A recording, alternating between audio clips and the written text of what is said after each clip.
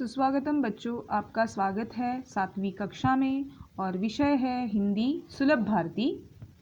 तो बच्चों, पिछले वीडियो में हमने पाठ क्रमांक 4 शब्द संपदा इस पाठ की शुरुआत की और भाग 1 देखा, जिसके लेखक है डॉक्टर सूर्यनारायण जी रणसुभे जी। उनका परिचय हमने पढ़ा और समझा। भाग 1 के वीडियो में हमने देखा और समझा कि मनुष्य की प्रगति हुई वह इसलिए कि इस मस्तिष्क ने, इस दिमाग ने भाषा की खोज की और भाषा ही सभी प्रगति की जड़ है। जड़ यानी मूल और आधार है। साथ ही हमने देखा कि शब्द ही मनुष्य को ज्ञान से जोड़ते हैं तथा शब्द जब जीवंत होते हैं तो फिर उनमें मनुष्य के विविध स्वभाव, विविध गुण आने लगते हैं। मनुष्य स्वभाव के जितने विभिन्न नमूने हैं यानी अलग अलग प्रकार है, उतने ही शब्दों के भी स्वभाव और गुण के नमूने हैं, प्रकार है। तो बच्चों, ऐसे शब्द जो हमें निष्क्रिय करते हैं, जो हमें आलसी बनाते हैं, उन्हें हमें अपने जीवन व्यवहार से, उन्हें हमें अपने जीवन आचरण से बाहर निकाल फेंकना चाहिए। तो बच्चों, आइए देखते हैं पाठ का अगला परिच्छेद। कुछ भाषाओं के शब्द किसी भी अन्य भाषा से मित्रता कर लेते हैं और उन्हीं में से एक बन जाते हैं। तो कुछ भाषाओं के शब्द जो ऐसे होते हैं कि किसी अन्य यानी दूसरी भाषा से मित्रता कर लेते हैं और उन्हीं भाषा में से एक बन जाते हैं। जैसे आपके मित्रों में से कुछ ऐसे हैं जो सबसे घुल मिल सकते हैं, जिस तरह हमारे कुछ मित्र ऐसे होते हैं जो सबसे घुल मिल सकते हैं। घुल मिल सकना यानी एक दूसरे के साथ मिल जाना या मिश्रित हो जाना। तो ये जो भाषाओं के शब्द भी हैं वो इन अपने मित्रों की तरह ही होते हैं जो सबके साथ आसानी से घुल मिल जाते हैं। कुछ ऐसे होते हैं कि वे औरों से मित्रता नहीं कर पाते। तो कुछ ऐसे मित्र भी होते हैं जो औरों से मित्रता नहीं कर पाते हैं। शब्दों का भी ऐसा ही स्वभाव होता है। विशेषकर अंग्रेज़ी भाषा के कई शब्द जिस किसी प्रदेश में गए वहाँ की भाषाओं में घुल मिल गए।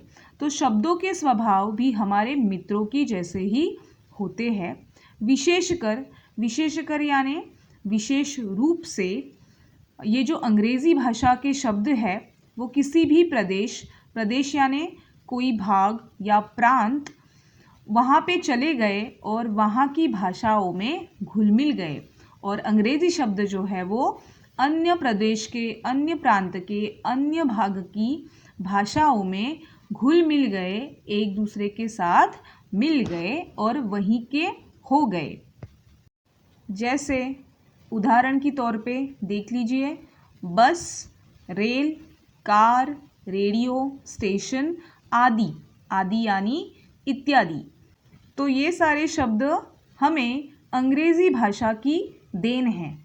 कहा जाता है कि तमिल भाषा के शब्द केवल अपने परिवार द्रविड़ परिवार तक ही सीमित रहते हैं। तो ऐसा कहा जाता है, पुराने ज़माने के लोग कहते हैं कि तमिल भाषा, ये जो भाषा है उसके शब्द केवल यानी मात्र अपने परिवार द्रविड़ परिवार यानी दक्षिण भारत में रहने वाले लोग, तो वहाँ बोली जाने वाली तमिल भाषा वहीं के परिवार तक सीमित रही। सीमित यानी उनके सीमा के अंदर ही रही, यानी तमिल भाषा द्रविड़ परिवार के बाहर कभी गई नहीं। वो उस परिवार के प्रदेश के अंदर ही सीमित रह गई। वे किसी से घुलना मिलना नहीं चाहते। तो द्रविड़ परिवार के लोग किसी से यानी अन्य किसी से घुलना मिलना नहीं चाहते थे।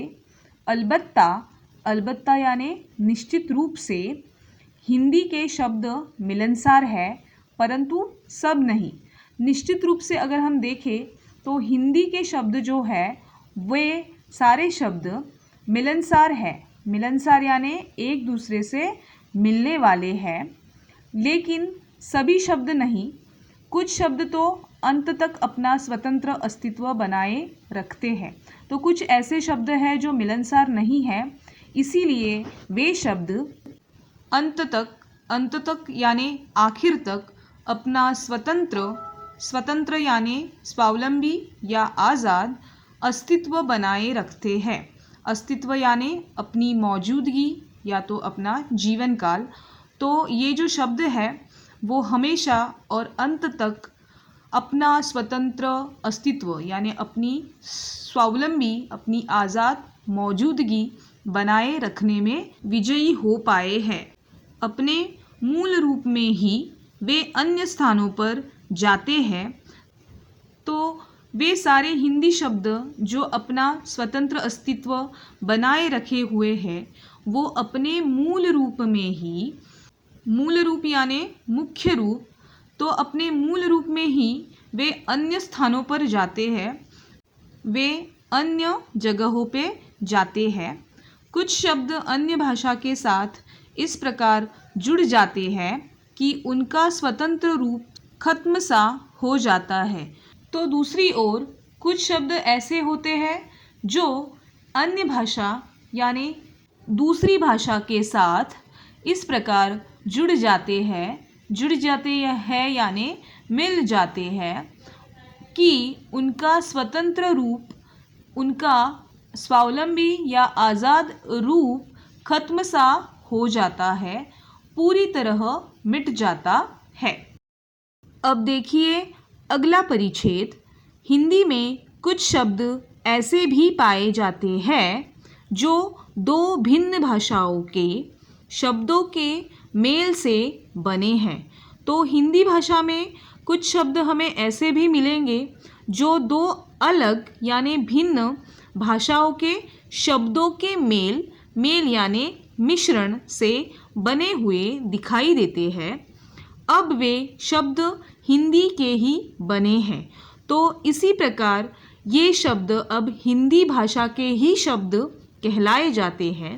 जैसे हिंदी संस्कृत से वर्षगांठ, जैसे हिंदी और संस्कृत ये दो भिन्न भाषाओं से बना हुआ शब्द है वर्षगांठ। वर्षगांठ यानी एक वर्ष पूर्ण होना। दूसरा शब्द है मांग पत्र। मांग पत्र यानी मांग किया जाने वाला पत्र। हिंदी और अरबी या फारसी इन दो भिन्न भाषाओं से बना हुआ शब्द थानेदार। थानेदार यानी पुलिस थाने का अधिकारी। दूसरा शब्द है किताब घर। किताब घर यानी ग्रंथालय। आगे अंग्रेज़ी और संस्कृत इन दो भिन्न भाषाओं से बने हुए शब्द है रेल यात्री। रेल यात्री यानी रेल से सफ़र करने वाला। रेडियो तरंग यानी रेडियो से निकलने वाले तरंग, जिसे हम अंग्रेज़ी में वाइब्स या फ्रीक्वेंसी कहते हैं। अरबी या फ़ारसी और अंग्रेज़ी ये दो भिन्न भाषाओं से बना हुआ शब्द है बीमा पॉलिसी आदि। सो इसी प्रकार के अन्य शब्द हमें हर एक भाषा में मिलेंगे जो भिन्न भाषाओं के शब्दों के मेल से या मिश्रण से बने हुए हैं। इन शब्दों से हिंदी का भी शब्द संसार समृद्ध हुआ है। भिन्न भाषाओं का हिंदी भाषा के साथ मिश्रण होने के कारण हिंदी भाषा का भी शब्द संसार यानी हिंदी भाषा का शब्दकोश या तो हिंदी भाषा की दुनिया समृद्ध यानी संपन्न या फली फूली या तो विस्तारित हुई है। कुछ शब्द अपनी माँ के इतने लाडले होते हैं कि वे माँ मातृभाषा को छोड़कर औरों के साथ जाते ही नहीं।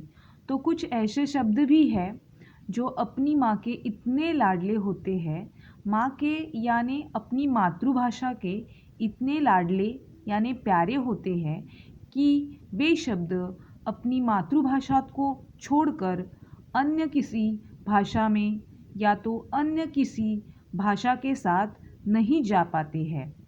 कुछ शब्द बड़े बिंदास होते हैं, वे किसी भी भाषा में जाकर अपने लिए जगह बना ही लेते हैं।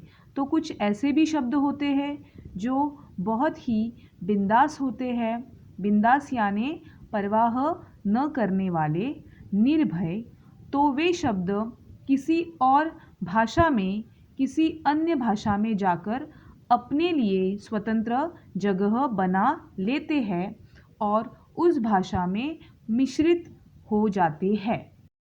अब देखिए आगे का परिच्छेद।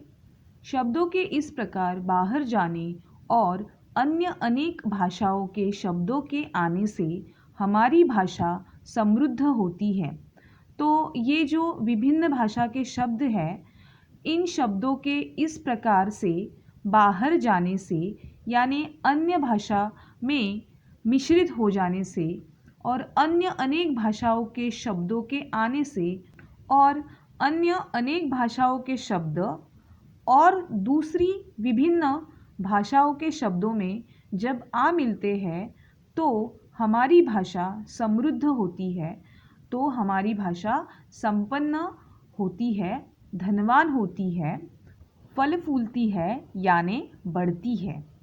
विशेषतः वे शब्द जिनके लिए हमारे पास प्रतिशब्द नहीं होते, विशेषतः यानी विशेष रूप से जब हमारे पास किसी शब्द के लिए प्रतिशब्द यानी पर्यायी शब्द नहीं होता है, उस समय हमें अन्य भाषाओं के शब्दों की ज़रूरत महसूस होती है। तब वे शब्द हमारी भाषा को समृद्ध बनाते हैं। ऐसे हज़ारों शब्द जो अंग्रेज़ी, पुर्तगाली, अरबी, फ़ारसी से आए हैं, उन्हें आने दीजिए। तो ऐसे हज़ारों शब्द जो अन्य भाषाओं से, जैसे कि अंग्रेज़ी, पुर्तगाली, अरबी, फ़ारसी, इन सारी भाषाओं से आए हुए हैं, उन्हें हमें हमारी भाषा में मिश्रित करने चाहिए या मिलनसार करने चाहिए। जैसे brush, rail, pencil, radio, car, scooter, station आदि। तो ये सारे शब्द अन्य भाषाओं से हमें हिंदी भाषा में मिले हुए हैं, परंतु जिन शब्दों के लिए हमारे पास सुंदर शब्द है, उनके लिए अन्य भाषाओं के शब्दों का उपयोग नहीं होना चाहिए। परंतु जिन शब्दों के लिए हमारे पास पर्यायी शब्द है यानी प्रतिशब्द है, उस समय हमें अन्य भाषाओं के शब्दों का उपयोग पर्यायी शब्दों के स्वरूप में नहीं करना चाहिए, बल्कि हमें हमारे पास जो उपलब्ध शब्द है, हमारी भाषा में जो उपलब्ध शब्द है, उन्हीं का इस्तेमाल हमें पर्यायी शब्दों के रूप में करना चाहिए। हमारे पास माँ के लिए, पिता के लिए सुंदर शब्द है, जैसे माई, अम्मा, बाबा, अक्का, अन्ना, दादा, बापू आदि। तो हमारी हिंदी भाषा में माँ के लिए और पिता के लिए बहुत ही सुंदर पर्यायी शब्द है, जैसे कि माई, अम्मा, बाबा, अक्का, अन्ना, दादा, बापू इत्यादि। अब उन्हें छोड़ मम्मी, डैडी कहना अपनी भाषा के सुंदर शब्दों को अपमानित करना है। तो इनके बजाय अगर हम अंग्रेज़ी भाषा में इस्तेमाल किए जाने वाले मम्मी, डैडी को पर्यायी शब्द के स्वरूप में कहना शुरू करेंगे, तो इससे हमारी अपनी सुंदर भाषा के शब्दों का अपमान होगा यानी तिरस्कार होगा। तो उम्मीद है बच्चों आपको पाठ क्रमांक 4 शब्द संपदा का भाग 2 समझ में आया होगा। अगला भाग हम देखेंगे अगली वीडियो में। धन्यवाद।